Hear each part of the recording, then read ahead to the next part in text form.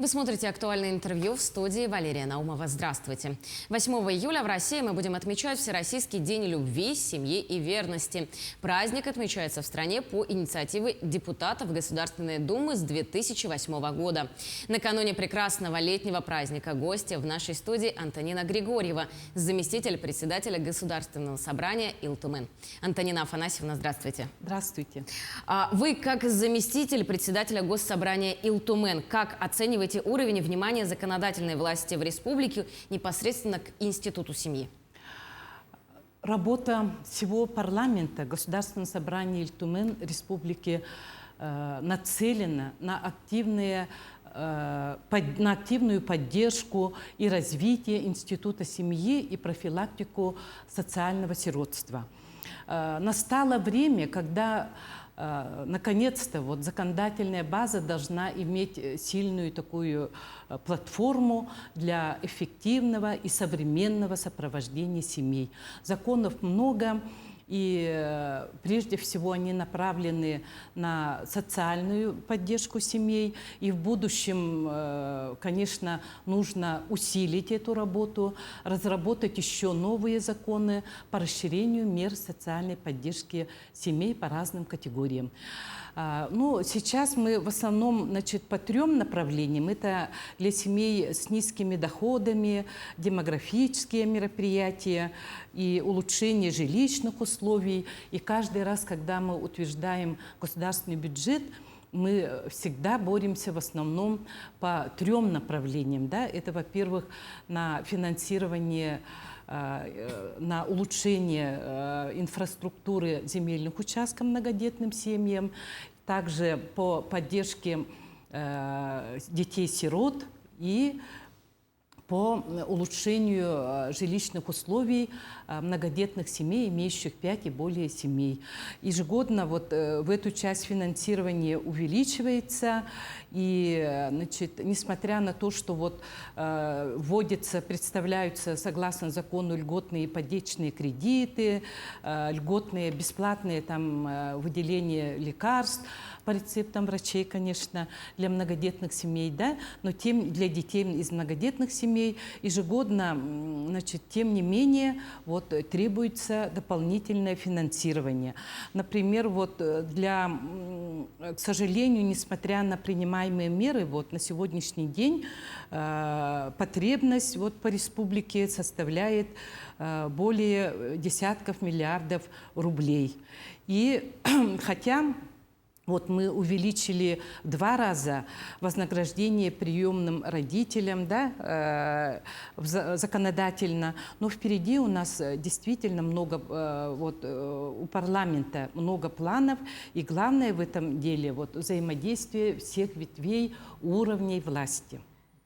Но мы уже затронули тему мер поддержки семей, да, у нас в республике. Какие они у нас существуют и какие, на ваш взгляд, еще необходимы? Необходимо усилить именно социальную поддержку многодетных семей, да? Хотя наша республика, это и результат совместной большой работы, ощутимый результат, да? То, что у нас уже появился миллионный житель молодой семьи Ануфриевых, да, и то, что численность населения, рождаемости растет, мы в первой десятке в России, это результат большой совместной работы всех ветвей власти. И это свидетельствует, радует и свидетельствует о том, что люди хотят жить именно в Якутии, люди хотят здесь растить своих детей, внуков, и в целом работы еще впереди много.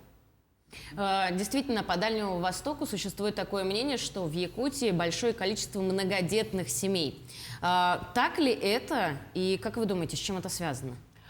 Это связано с тем, что в целом проводимые и президентом страны, принимаемыми федеральными законами и, конечно, регионального значения законами, в том числе у нас мы знаем, что ежегодно увеличивается и материальный капитал, выплаты, единовременные пособия, да, и многое-многое другое.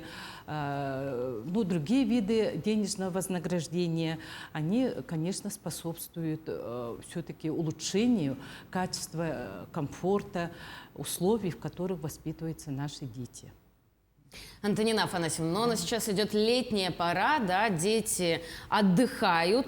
Давайте поговорим о том, как организован детский досуг на территории республики. Так, тема организации летнего отдыха и оздоровления детей всегда является одной из приоритетных повестки деятельности парламента. И ежегодно мы стараемся при рассмотрении бюджета и добиваемся увеличения выделяемых сумм, ресурсов, финансирования на организацию этого отдыха. Необходим прорыв в реновации детских садов.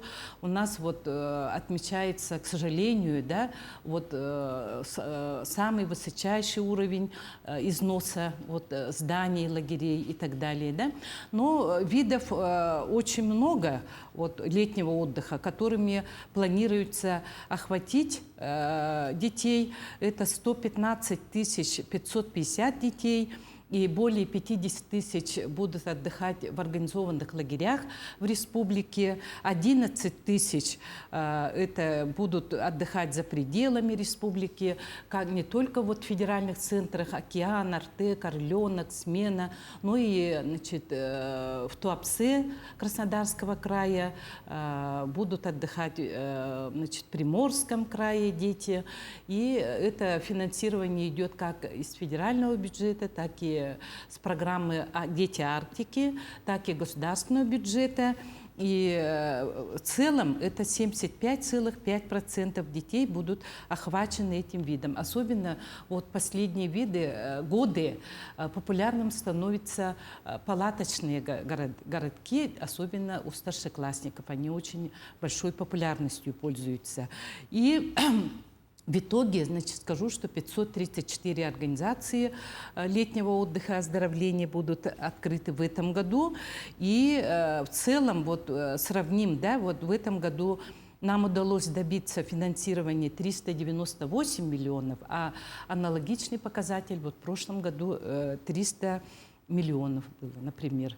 И 5 лет назад было всего 70 миллионов. С этих цифр. И, конечно, не только финансирование, да, но и улучшение содержательной части, потому что в воспитании нет перерывов, нет каникул. Дети именно должны научиться выстраивать социальные взаимоотношения, получить как можно больше знаний о мире, как любить свою страну, уважать традиции своего народа, своей страны.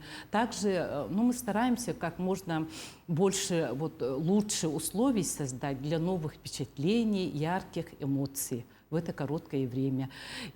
Но, к сожалению, мы должны сказать, что не все детей, как я сказала, 75,5% только охватываются, да, тем не менее. И не всем удается покупать путевки или приобретать бесплатно. Поэтому в такие жаркие дни, когда такая духота стоит, особенно в больших городах, да, приходится, конечно, приходить. Самое популярное место – это городской пляж. А если взять даже пляж нашей столицы, требует тоже обновления, вливания и кадровых, и финансовых ресурсов. И это лицо города, это комфорт для детей. Да?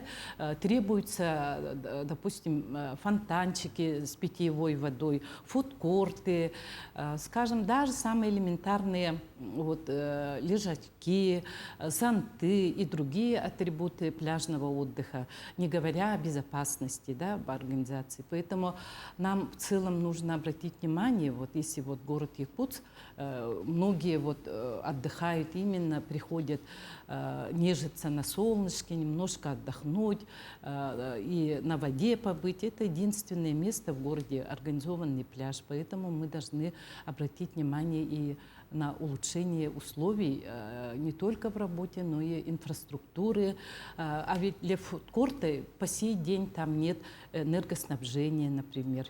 Это 500. Но это мы говорим в тысяч. разрезе тех детей, которые остались в городе. Да. Но ведь у нас бывают в летнее время и пасмурные дни, когда на пляж особо не пойдешь. Да. Что можно предложить им? Конечно, вот тут большая надежда на волонтерское движение.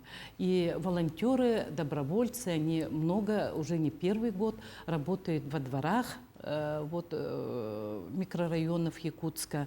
Хотелось бы, чтобы побольше была численность этих волонтеров. И не только это, вообще в целом улучшить инфраструктуру культурно-досуговых учреждений, создать новые, еще больше объектов, современных объектов физкультуры и спорта и так далее. Вы правильно отметили, что в воспитании детей и в образовании в целом нету, скажем так, каникул, да? Да. Это нужно проводить на постоянной основе. Как вы считаете, вот патриотическое воспитание, да? Да. На ваш взгляд, необходимо ли законодательное обеспечение патриотического воспитания в нашей республике? Почему и как раз-таки в чем оно проявляется?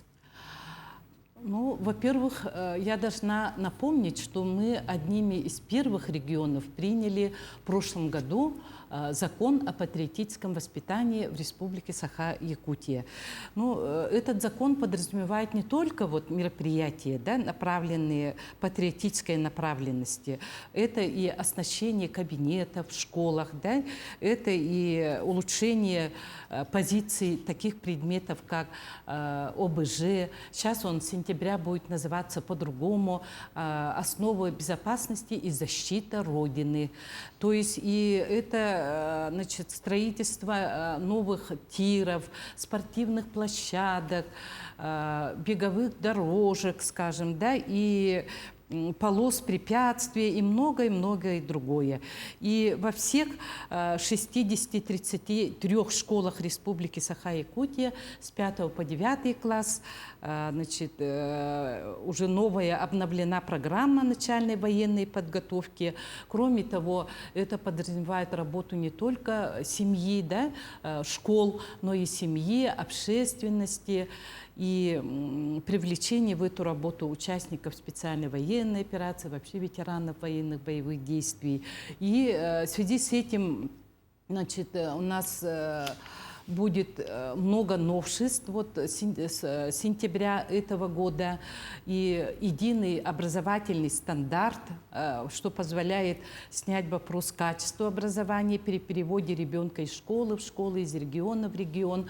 Будут обновлены учебники, тоже пересмотрена патриотическая составляющая. И, например, были предметы, которых целых до 13 наименований учебников. А сейчас будет один учебник. И по каждому предмету и существенно обновится предмет истории, улучшится, увеличится позиция часов учебных предметов, как русский язык, литература, родные языки. И, конечно, в этом направлении обновлены по новому ФГОС учебные планы, часов будет увеличено вот на названные предметы, обновлены вообще содержание многих предметов. По биологии, например, биотехнологии будут, по физике будут новые тоже совершенно космических вот исследованиях и так далее, много будет новшеств. И появится, вот еще скажу, вот для родителей, да, заново серебряные медали, я думаю, это обрадует их детей. Так. Далее, значит, будут единые подходы к начислению зарплат учителям и так далее. Будет очень много новшеств, значит, в новом учебном году.